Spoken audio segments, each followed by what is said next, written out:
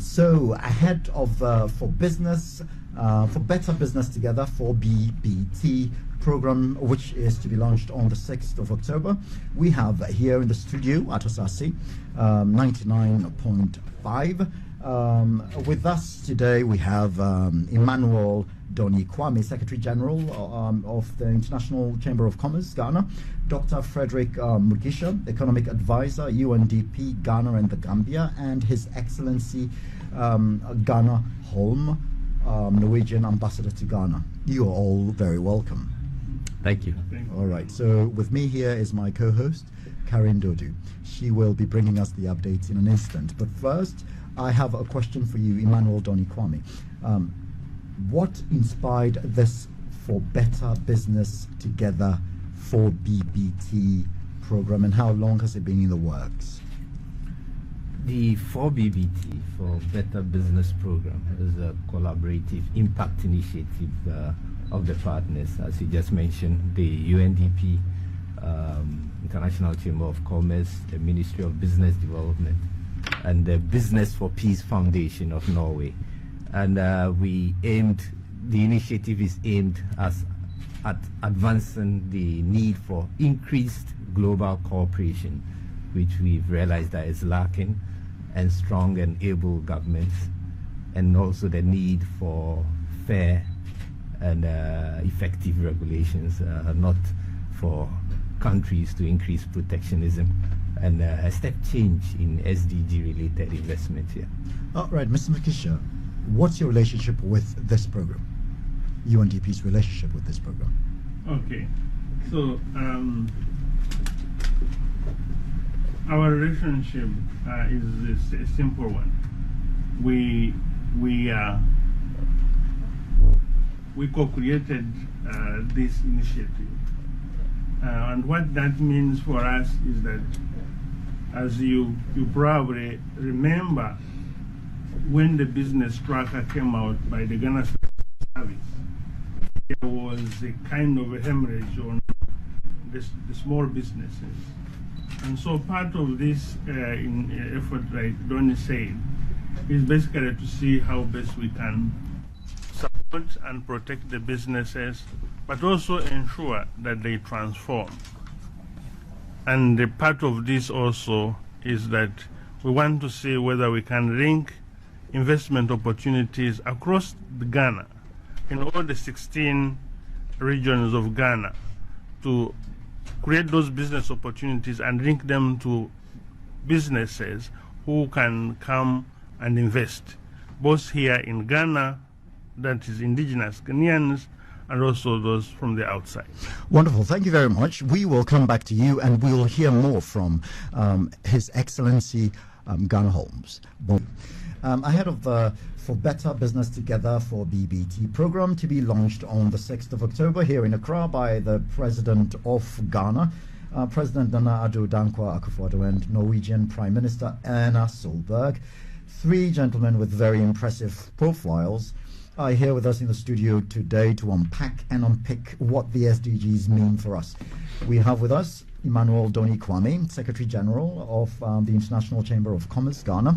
We've got Dr. Frederick Mugisha, UNDP Economic Advisor for Ghana and the Gambia, and importantly, we have His Excellency Ghana Holm, Norwegian Ambassador to Ghana. Gentlemen, welcome again. Welcome. Thank you. Okay, so I'm going to start with the Norwegian Ambassador, Mr. Ghana Holm. So, and exactly a week to come, you together with the President will be launching the For Better Business Together, that the 4BBT program. But before we talk more about that, could you explain to our listeners and to everyone else the special role that Norway and Ghana plays with regards to the SDGs? I think before you go, infrastructure that we can use to manage the potentially infectious waste we are generating. All right, thank you very much for speaking with us, Joel. There is no doubt that the COVID-19 pandemic has set the economy back. There is a saying that don't waste the opportunity of a crisis. Today we are going to hear more about a new initiative called For Better Business Together, which has been developed by International Chamber of Commerce, UN Development Program, Ministry of Business Development in Ghana, and Business for Peace Foundation of Norway as a collaborative initiative for impact investment and financing to re-accelerate the SDG agenda globally. Again, Ghana is the kickoff country. The main question today will be, how is this initiative going to add value to the many initiatives we have seen so far? Is this another talk show, or is this the game changer? So that's Hilda's question. I heard that one. Yeah. Not an easy one to answer. First of all, thank you for having me on your show. Grateful. Good to be here, and good to see the other gentlemen there as well. Very excited to be here. I'm very excited to be planning for the launch of the program next week, together with His Excellency the President. If this will be a game changer, well, that's really not for me to tell, or for me to say. That is, the answer to that will be when we see how the companies, how private sector reacts. Because we may talk and we may prepare and we may facilitate as much as we can, but it's only when business, when private sector see this opportunity, when they see that this is good for business, this is good for my investments, I have a long-term perspective, I see new opportunities, I see new markets, that's when we will see private sector really entering the SDG process. Because we have to admit that in the beginning, at least many of them saw this, is this another one that will take my money, I have to pay, I'm not sure what this is all about, where's the investment, where's the business opportunity in this. But I think as the time has gone by, we have seen that has changed. Probably first with the really big companies, Okay. with a global outlook, with a lot of money, with muscles.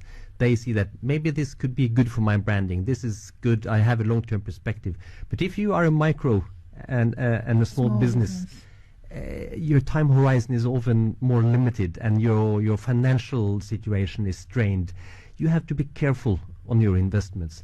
So should I go for this big new thing called the SDGs, or should I stay with what I know, and which at least so far has given me a decent income? So I think we need to approach this in a different way depending on who you talk to, big companies or micro businesses. But the idea that only private sector can, if we don't engage private sector, we will never be able to raise the capital, the investment, the innovation, the new technology, everything that is needed to drive this agenda. And this is an agenda that is not Ghanaian or Norwegian. All the countries in the UN have signed up to it. This is something that everyone is committed to do. Okay. And yeah, there's something I've not said enough of. That is, 86% of Africa's economy is in the micro, small and medium-sized sector. So you make a great point over there, that without the private sector we might not be able to drive change in the entrepreneurship environment. Okay. And you mentioned that it's not something just for Ghana or Norway, but then quickly, what role do these two countries play in achieving the SDGs? Back in 2015, when the Sustainable Development Goals were adopted by the UN, the Secretary General asked Norway and Ghana to co-chair a eminent group of advocates, and this is a group that it has changed a bit over time, but they consist of people from business, from academia, from culture, politics, all over, to drive this agenda through their own networks and through in their own capacities. So by then it was the then President John Mahama and the Norwegian Prime Minister Erna Solberg. Since 2016 it has been His Excellency the President Akufo-Addo.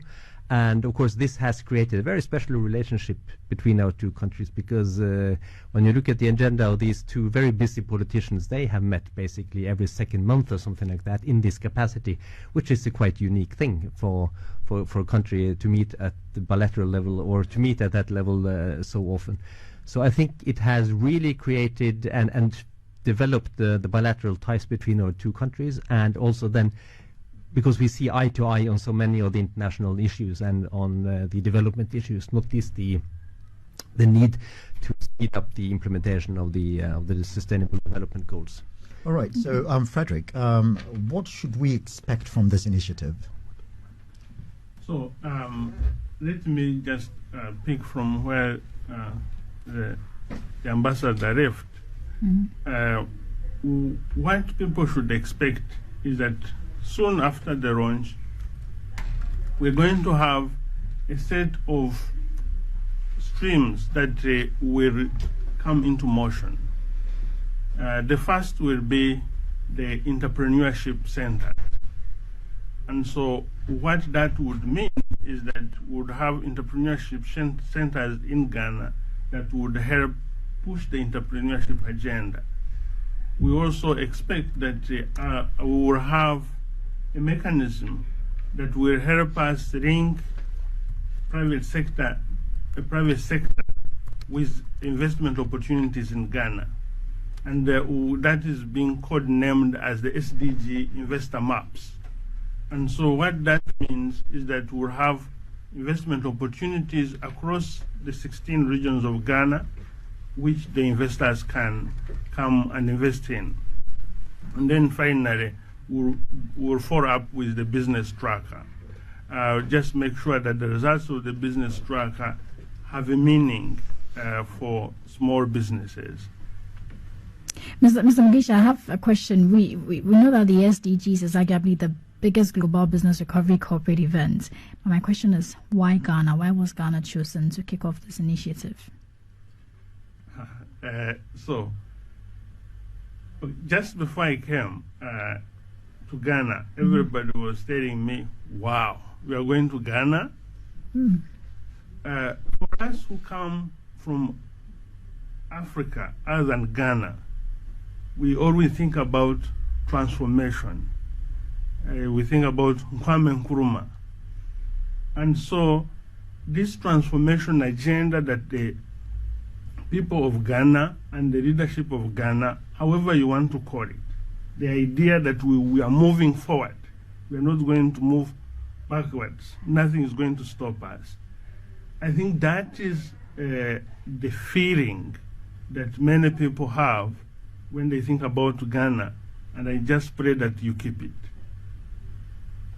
So the idea that we will move forward, that is what makes the drive for transformation at every opportunity. And what should we expect from this initiative? So, like I said, there are a few aspects to that. I mentioned 3 elements, but I think I should add that this is a partnership that is going to grow bigger and bring more people on board. And we are hoping that soon as we nurture it and make it move together, we can actually begin to use this as an opportunity to join up the various institutions, the various actions that are taking place, and make sure that as the businesses recover, they are also able to transform themselves. And don't forget, Ghana is also hosting the African Continental Free Trade Area. So that link, we have to hammer it. We cannot host the Continental Free Trade Area and we don't think about taking advantage of that. All right, so just a few minutes ago, Excellency Ghana talked about the involvement of the private sector in achieving the SDGs. Now, Kofi Annan introduced the Global Compact, which paved the way for a more active involvement from the private sector in developing the SDGs. And now, I think there was the MDGs before then, and now the SDGs. Now, how does this work?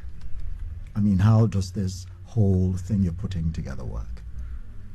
I believe the private sector has a key role to play. We as the merchant of peace, the International Chamber of Commerce, will always focus on peace, prosperity, and our planet. And we believe in addressing the challenges facing our planet will end up creating an enabling environment for peace and prosperity to foster within our environment. So the 4BBT program will leverage on the tools available to ICC Save SME campaign. And as my colleague did mention, the Global Compact looks at labor, environment, and the issues to do with human rights. And when you talk of labor, it's the most important thing is the need to create jobs. And the pandemic, it's really affecting both livelihoods and SMEs. and unemployment issues are very key, especially in Africa. So we believe setting up these entrepreneurial centers with hubs in our universities and in key regions will help nurture the innovative and creative ideas of our young ones, and also help establish businesses to scale up. Right. And apart from what is being done by UNDP now, we will not limit what we do just to the big cities. We'll be looking for investment opportunities in every community, and also see to it that we try to identify one product, apart from 1D1F, at least one product per community. These are some of the initiatives we'll be working on as far as this project is concerned. That's fantastic. We have spoken with quite a number of entities, including the Ministry of Business Development, UN, where John Kumar is? What's NEIP. NEIP. We've also spoken to other very entrepreneurship-driven entities, and this is what we are about here at Asaase Business AM. Right. So to the next question, we often hear that the president is the co-chair of the SDG advocacy group together with the Norwegian Prime Minister Erna Solberg, which you have just described. You just described, unpacked that relationship for us, which goes back a number of years already, Ambassador Ghana. Now, to you, Emmanuel, again, could you please explain to us exactly what these roles entail? You know, what they do? Their key role is to accelerate the ambitions of the goals, the SDG goals. Since they occupy positions of leadership and they have the opportunity to speak on platforms and to influence the rest of the world. We, apart from they being the co-chairs, there are other 17 other leaders who are also part of the SDG advocate group, but they being heads of states. What they do goes a long way, and they've done a lot.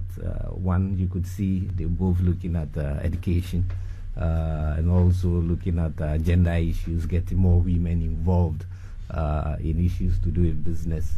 We have free SHS. I know the Prime Minister of Norway is also campaigning to get more girls to go to school, and you need that.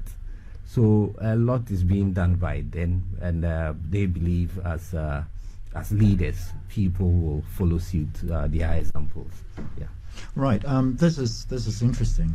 Ambassador Ghana. So I mean, these two have worked together for quite some time. They have both been reappointed, I believe, to head the SDGs again. What would you say? The two countries, or the two leaders, or these two entities, as it were, because they are institutions, aren't they, even though they're persons. What have they learned, and what do they continue to learn from each other? I think that, first of all, they have been renominated, but I think the term ends in December this year, so then we'll see what happens. When you look back during these 5 years, I think we have seen a development of the role, and they have been very good at including and drawing on the other people in the advocacy groups, so that you can really expand the message and the agenda in all the sectors of society. And together they have been good at, they've had what we call the SDG moment in the United Nations. Secretary General, no, the what do you call it, the UNGA, the General Assembly last year. They've had a SDG moment at the AU summit to raise awareness, and that's where the two of them have been really good. And President Akufo-Addo has been able to use his network and his people. Prime Minister Erna Solberg the same on her side. So together they have been very efficient in driving this agenda. And I also like to just to comment on what was said here. You heard in the little cut you had from Hildo Puku, don't let a good crisis go to waste. And because that's also something we are talking about now, to build back better and build back greener. Now, that might sound as a cliche, and it could end up as a cliche unless we really take hold of it. And I think that's where, for instance, young entrepreneurs are so important. Because I firmly believe that young people, and you see that here, you see it in my own country, you see everywhere.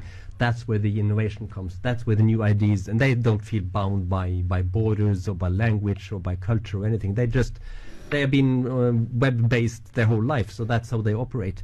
And you can see that in so many of the development of key technology enabled to deal with the current crisis, I think will come from young people, from small companies just being set up.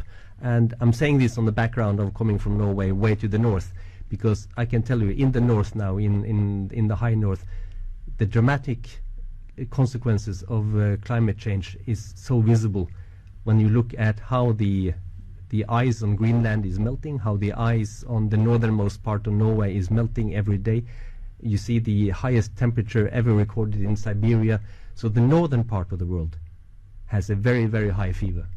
Right. So before this show, I had a conversation with Hilde Opoku, about the importance of this conference, which focuses on micro, small, and medium-sized enterprises. And she was like, "Yeah, we need to take back power," exactly like you're saying. And, it ties beautifully into the conversation we had. She said, "We need to take back this power we gave to big corporates who have spent their time making more money and polluting the world." Entrepreneurs normally think about their communities and try to give back to their communities in ways that speak to them. So yeah, it does make sense. Yeah. Ms. Mugisha, my question is to you. Here on Asaase Business AM, we've dedicated Tuesdays to talking about the SDGs. We look at areas on the circular economy, plastic management, waste management in general. But then I want you to tell me, in your own perspective, what would you say the SDGs has been able to achieve so far? What have all the SDGs been able to achieve so far, in your own judgment? Okay. So let me say that by this statement that we have SDG itself is an achievement, because as you listeners may recall, we actually did not have a global agenda that was uniting all the countries. Then MDGs was the first one. Now we thought it was going to be a one term. Now it is the second term. And I think it is a great achievement that that's one. The second one is that it has allowed us to focus. And you see in Ghana, for example, the government has aligned its budget to the SDGs and made sure that every resource that goes to the districts is tied to which SDG they are contributing to. So that level of focus is helping, but it is also helping us to begin to think about how we finance that. Because now, as the government of Ghana, together with the international community, are putting together an integrated framework that allows financing to be mobilized from the local level and bringing the local economies into the game more. Okay. So in terms of focus, that's one. The second broad basket of achievement is that there has been progress on a number of things, whether it has to do with maternal health, whether it has to do with poverty, whether it has to do with jobs, but there is more to be done. Good. And the more to be done, because of that, we have now begun to realize that creating jobs is not an event. It is a process. And the traditional African told us a long time ago that is a process. We have tended to make it an event, and that's not okay. And so what would be very important at Asaase would then to begin to think about how do we imagine the future of work in this context? With this achievement that we have had, how do we begin to imagine the future of work for Ghanaians? And for me, that's very helpful, because then we begin to think about ecosystem. Not just an event. Not just an event. Okay. And we have many opportunities to learn from. All right. So creating jobs is not just an event. That's a headline. Yeah. All right. This program is brought to you by IPMC. Now we go to Ambassador Ghana Holm. Which do you prefer, Ambassador Ghana or Ambassador Holm? Well, to make it short. Yeah, to make it short, you can call me Gunner. Gunner. By Ghana. Ghana and Ghana. Yeah. And not Ghana, Gunner. Yeah, it's Gunner. So Gunnar. And nothing to do with Arsenal either. Gunner. All right, we know that Norway within a generation, right, has transformed one of the poorest countries in Europe to top many indexes for the richest country in the world per capita income, in addition to being a strong welfare state. This is one of the anticipated outcomes of reaching the SDGs. So you are a standard for the SDGs. Do you think that a similar journey is possible for Ghana? I mean, we see, you look around, I've been to some of the Scandinavian countries, and they are sort of at polar opposites when you look at how things are done, in these two countries. Do you think that reaching the SDGs, the level of the SDGs where Norway is a standard, is possible for Ghana anytime soon? Absolutely. I mean, you talk about a journey, and Ghana needs to have its own journey. You can never replicate the journey of another country, of another people. The historical, the economic, the cultural, all the elements are different. But of course, when you look at Ghana today, and I'm sure that I didn't live here 25 years ago, but of course it has changed dramatically. It has changed just the 3 years I've lived here when it comes to economic development here in Accra and in the major places. But of course, you also see the challenges.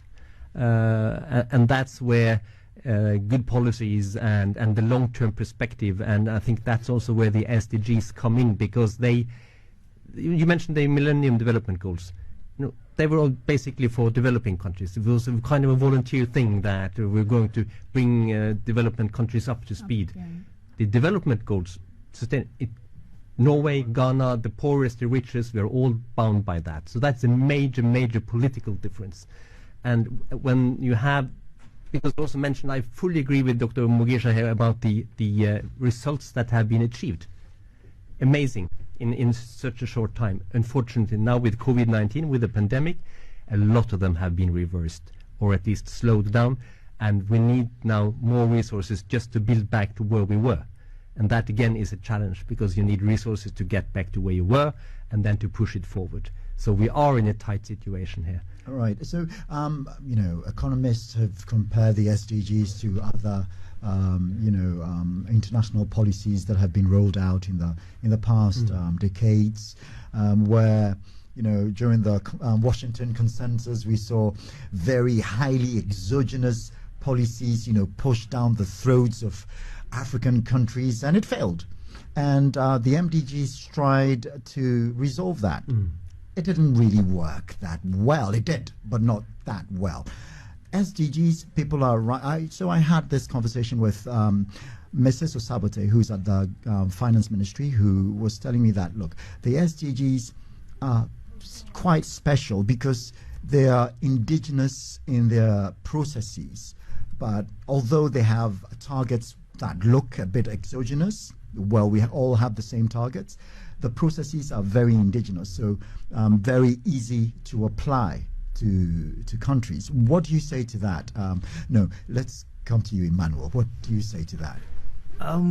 From the private sector, I would say we also have a lot to contribute, and it's not for big companies alone, small, medium, or micro. The fundamental ways that business can contribute is the same, and since we have challenges, we need solutions, and these challenges also present opportunities for every business entity, no matter your size.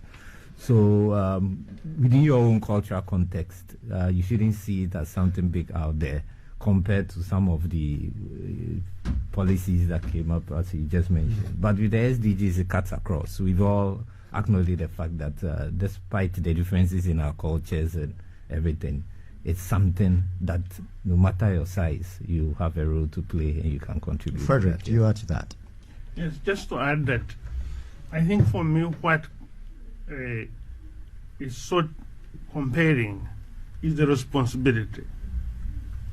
So when we think about the SDGs, we think about what we can be able to achieve, but also what I can be able to contribute. And so when we think about the districts, the municipals, the metropolitan assemblies, that is the responsibility they pick, but also how they get others involved, the private sector. So development is not about government alone. It's also about the private sector investing, the communities organizing. And so when you think about the SDGs, the thought process, the implementation is all ingrained into how we better organize ourselves and deliver. All right.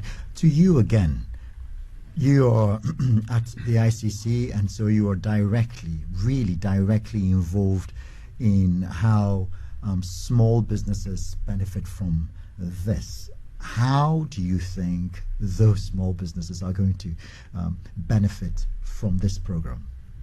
I mean, from the SDGs and then from this program. I'll give you just one example. Our project is to inspire, educate, and connect. And I remember we have an advocacy action project together with the Busak Fund on climate change. And I went around the market. That how were we trading when I was a kid? We used to sell most of the products, and they are wrapped in leaves, which are biodegradable. So why can't we go back to just the simple not basic? Toxic. Yeah, just selling in leaves.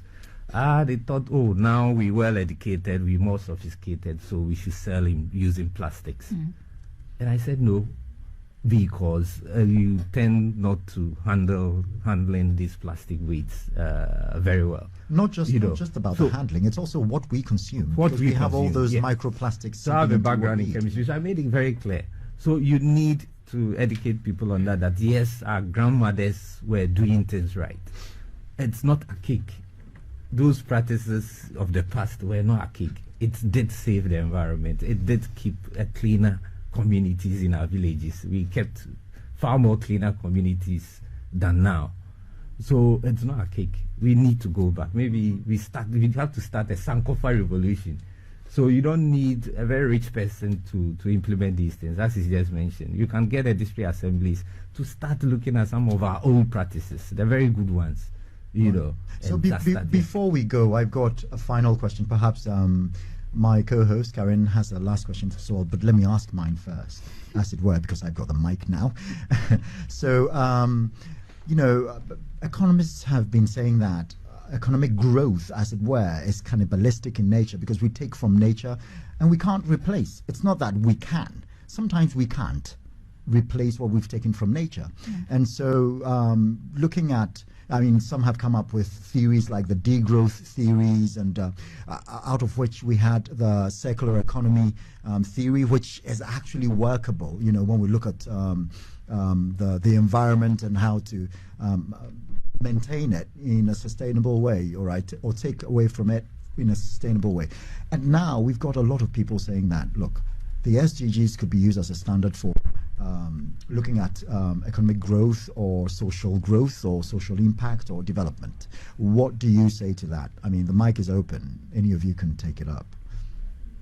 Well, could I just kick off? The view that growth is absolutely necessary to drive everything. I mean, it's a statement, it's a position, it's a political statement, and it's not nature law or anything like that. And I think we have seen that things can be done differently. And yes, of course, there's a lot of natural resources that are finite, and we need to deal with that and the way we explore it and use them. But then again, there are a number of resources that are renewable, and I think we have, because we have seen nature as unending and bottomless bucket of goodies that we could just draw upon, and we are slowly starting to learn that that's not the case. The sea is not the bottomless garbage pit where you can throw everything in. It will come back and hit you in the face one day, which it's doing now. Which it is. Yeah. So I think we just need to see that. And I like the concept. Let's look, because we used to live quite good lives before as well, and when we did things differently. So I'm sure that looking back, doing things differently, doing things smarter, listening to young people and how they do look at things, and let's just have a different approach to it. And I think the SDGs and the importance of the SDGs is that they provide a roadmap for how to do it. You cannot do everything in every country, but if every country does what it does best together, we have covered most of it, I think. All right, and someone was telling me that if we had healthier lifestyles as we did in the past, the COVID-19 wouldn't have been that serious, because, well, we know people with very compromised bodies or systems or organs have been hit harder. And if we didn't have all these microplastics in our food, perhaps, just perhaps, so it has been a wonderful time with you here today with us. So we have been talking about what's the name of this wonderful program for Better Business Together, which is to be launched on the 6th of October. That is exactly a week from now, with the President of the Republic of Ghana, President Akufo-Addo, and the Prime Minister of Norway. On video link. On video link, yeah. All right. Okay, so we're going to be able to watch it. It has been wonderful having you here with us. Emmanuel Doni Kwame, Secretary General, International Chamber of Commerce, Ghana. Dr. Frederick Mugisha, Economic Advisor to UNDP, Ghana and the Gambia. And we have had a wonderful pleasure of having you here with us, despite the short notice, Ambassador Ghana Home, His Excellency Norwegian Ambassador to Ghana. Thank you very much for making a date with us today, with me, Prince Moses, and my co-host, Karen Dodu. All right, we'll see you again. Take care. Thank you.